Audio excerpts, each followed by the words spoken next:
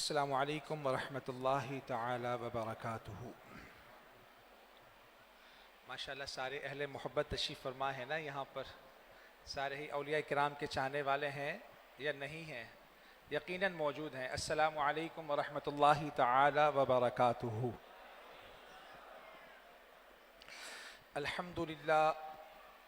الحمد للہ رب العالمین والصلاة والسلام على سید الانبیاء والمرسلین۔ الحمد للہ حق حمده والصلاة والسلام على من لا نبی بعده وعلى آله وأصحابه وأزواجه وذرياته وأولياء ملته أجمعين.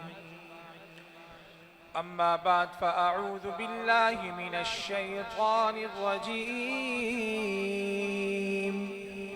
بسم الله الرحمن الرحيم. إن أكرمكم عند الله أتقاكم. صدق الله المولانا العظيم وصدق رسوله النبي الكريم الأمين، ونحن على ذلك لمن الشاهدين والشاكرين والحمد لله رب العالمين.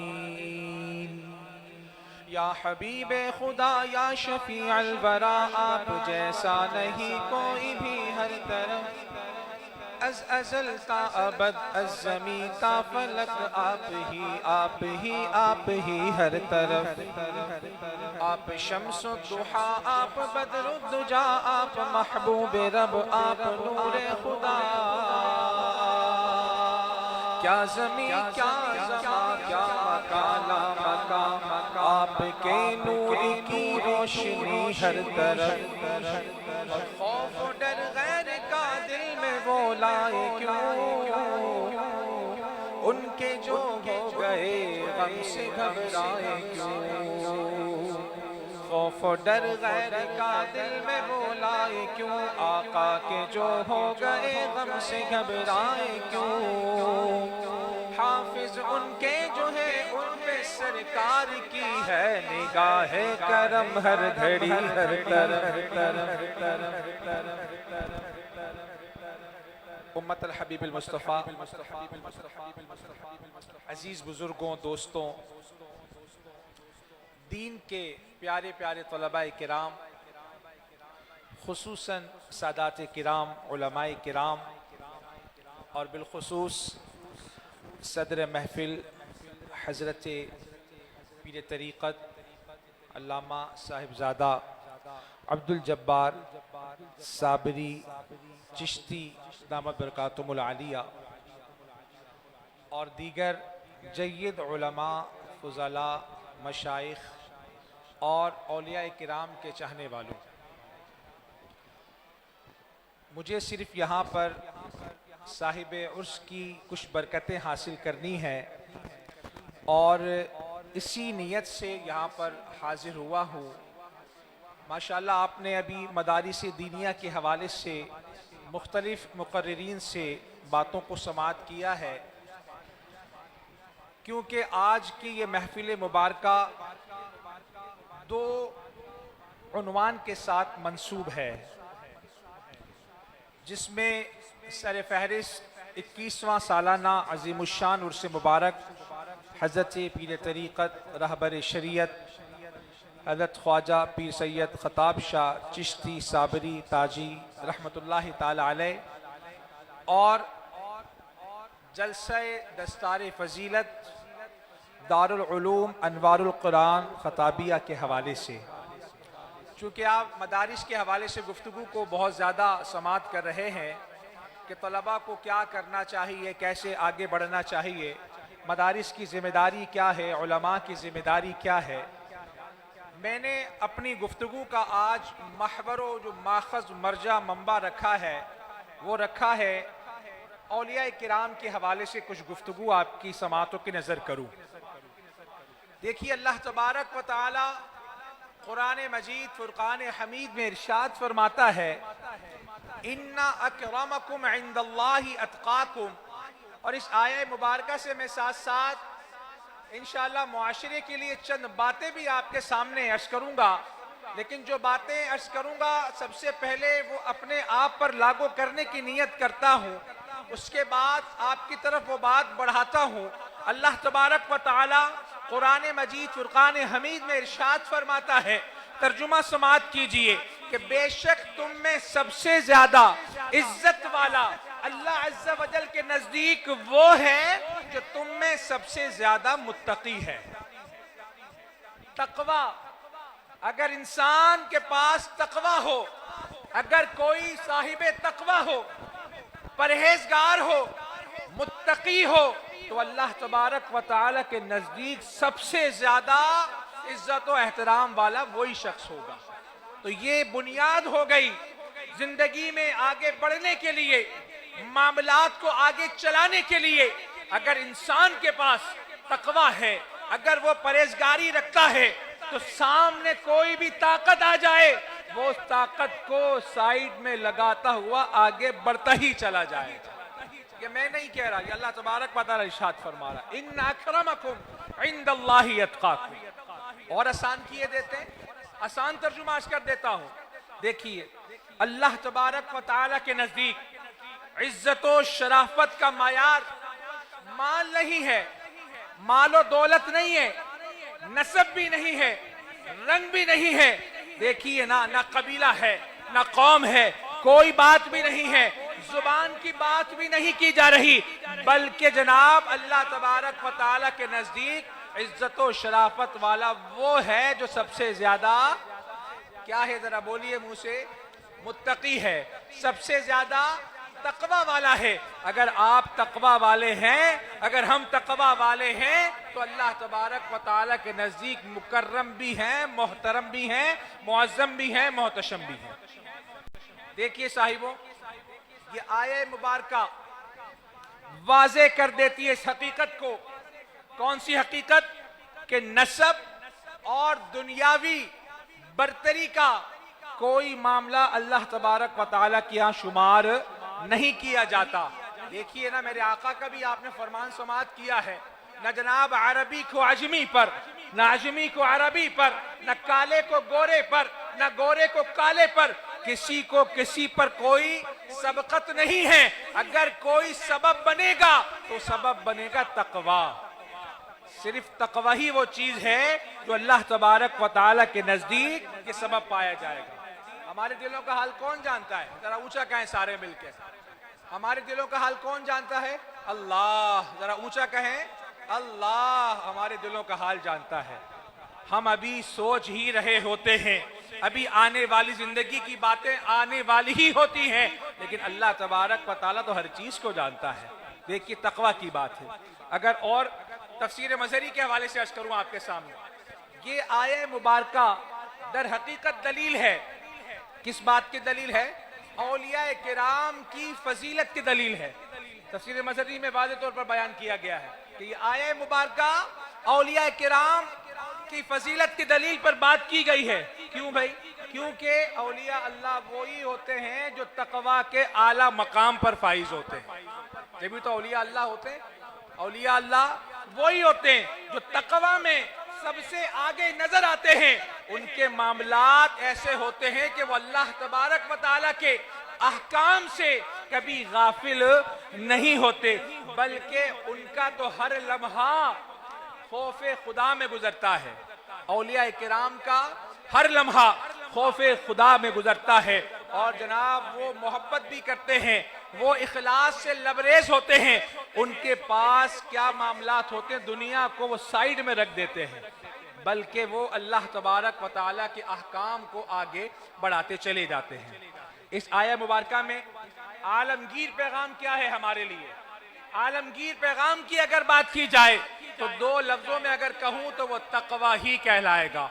तकवा और परहेजगारी, यानी जनाब वो लोग जिन्हें दुनिया में कोई अहमियत नहीं देता, दुनिया वाले अहमियत नहीं देते, लेकिन अगर वो साहिब तकवा है, मुत्तकी है, परहेजगार है, तो जान लीजिए साहिबों, अल्लाह तबारक व तआला की यहाँ सबसे ज्यादा وہی معظم بھی ہے، مکرم بھی ہے، محترم بھی ہے۔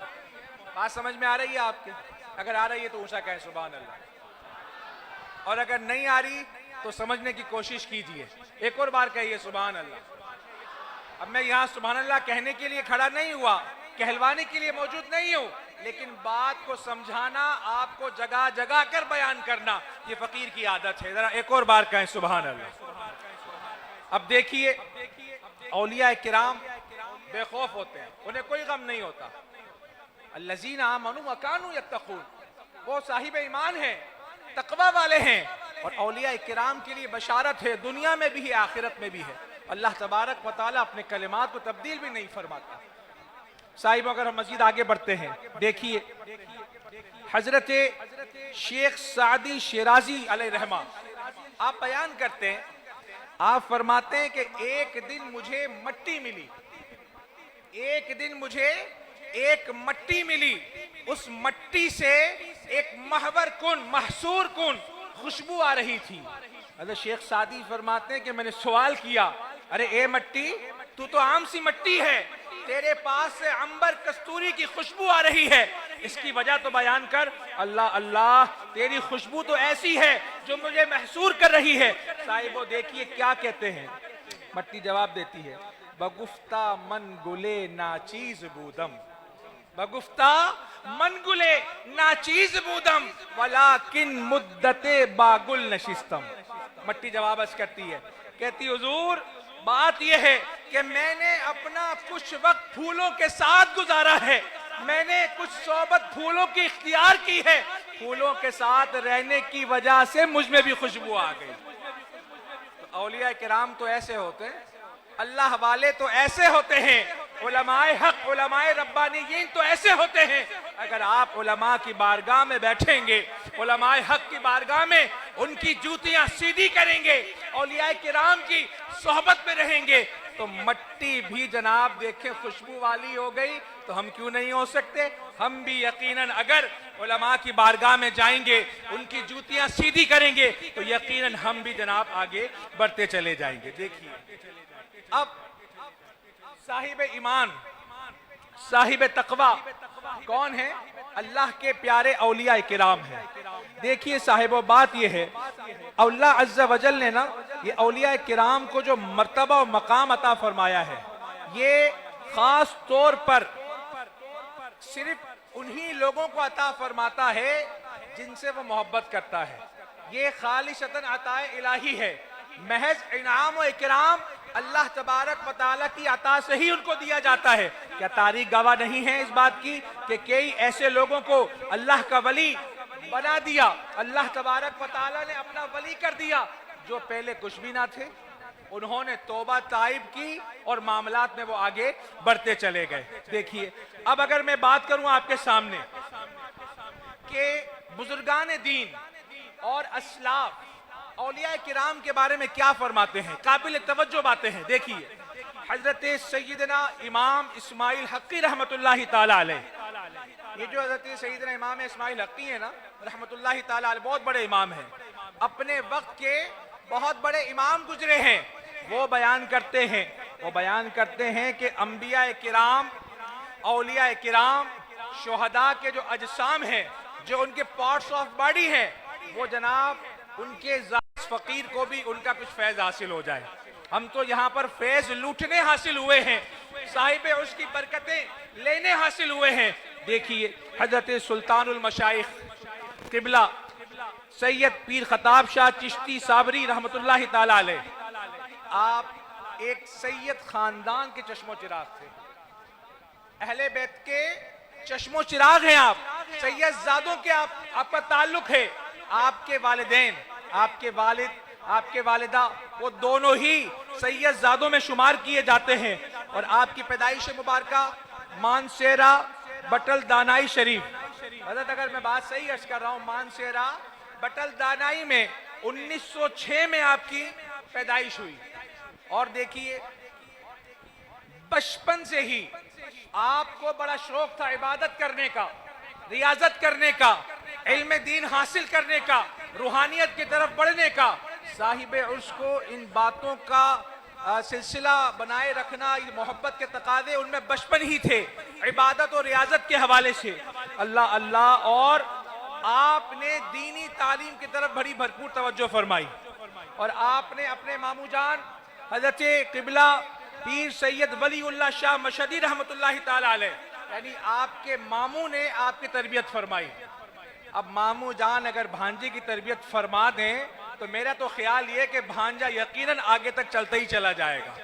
تو یہ صاحب عرس، انہوں نے اپنے ماموں جان سے تربیت حاصل فرمائی، اور تربیت بھی حاصل فرمائی اور اپنا جناب مرشد بھی انہی کو چنا، یعنی آپ ان سے بیعت بھی ہو گئے، اور بیعت بھی ہو گئے، ان کی شاگردی میں بھی آ گئے۔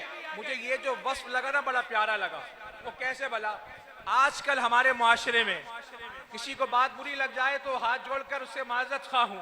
ہمارے معاشرے میں معاملہ کیا ہے؟ ہم اپنے پیروں کی تو بڑی عزت کرتے ہیں، اپنے پیران عظام کو تو بڑا جھک جھک کر ملتے ہیں، لیکن جب بات آتی ہے استاد محترم کی تو آج کل کے نوجوان کا حال کیا ہے؟ جہاں استاد صاحب کو دیکھا وہیں دائیں بائیں کھسکنے لگے۔ تو صاحبوں، صاحب عرس سے یہ بات سیکھنے کی ضرورت ہے، جنہوں نے اپنے شیخ جو کہ ان کے استاد بھی ہیں، یعنی دونوں صفات ہے نا، انہوں نے پیغام یہ دیا بیٹا کہ اپنے شیخ کی بھی عزت کرنی ہے اور اپنے استاد کی بھی آپ کو عزت کرنی ہے۔ جو یہ میری بات سمجھ گیا اونچا کہے سبحان اللہ۔ طلبہ کرام ذرا زیادہ اونچا کہیں سبحان اللہ۔ در حقیقت تو یہ بات طلبہ سے مخاطب کر کے عرض کر رہا ہوں۔ کتنی پیاری عادت، مجھے ان کی سیرت میں یہ پیراہا، یہ لائن بڑی دل پہ اتر گئی کہ حضرت نے اپنے شیخ کا بھی ادب فرمایا، اپنے استاد کا بھی ادب فرمایا۔ در حقیقت دنیا میں رہنے کے لیے یہی باتیں بڑی پیاری ہوتی ہیں۔ صاحبوں، اپنی بات کو میں سمیٹنے کی کوشش کر رہا ہوں کیونکہ زیادہ وقت مجھے آپ سے نہیں لینا۔ اور دیکھیے، اولیاء کرام کی جو ایک عادات بڑی پیاری ہے، جو ہم نے کئی اولیاء کرام میں یہ باتیں محسوس کی ہیں۔ حضرت اپنے کام خود کرنے کے عادی تھے، سادہ طبیعت کے مالک، کسی کو زحمت نہیں دینا۔ اگر کسی سفر میں ہیں، اسفار میں ہیں، ساتھ میں اگر کوئی آپ کے جناب طلبہ ہیں، مریدین ہیں، لیکن چھوٹے موٹے کام اپنے خود ہی کر لینا۔ الحمدللہ یہ عادت ہم نے اپنے والد گرامی حضور قبلہ آقا جان تاج الفقہا حضرت مفتی احمد میاں برکاتی رحمۃ اللہ تعالی علیہ میں بھی دیکھی، اور ہمیں ہمارے والد نے فرمایا کہ انہوں نے یہ عادت اپنے والد گرامی حضور خلیل العلماء حضرت مفتی محمد خلیل خان برکاتی میں بھی دیکھی۔ اور دیکھیے یہی بات جب میں نے یہاں پڑھی تو سبحان اللہ پتہ چل گیا کہ جو اللہ کے پیارے ہوتے ہیں نا وہ کسی کو تکلیف نہیں دیتے۔ ارے وہ تو تکلیفوں کا مداوع کرنے والے ہوتے ہیں، وہ کسی کو زحمت نہیں دیتے بلکہ زحمت سے نکالنے والے ہوتے ہیں۔ اور میرا یقین ہے صاحب عرس کے عرس مبارک میں آنے والوں، آپ لوگ یہ نیت کر کے جائیں، اگر آپ کی کوئی مشکلات ہیں صاحب عرس کی طرف توجہ کریں گے تو اللہ پاک ان کے وسیلے سے کاموں کو سنوار دے گا۔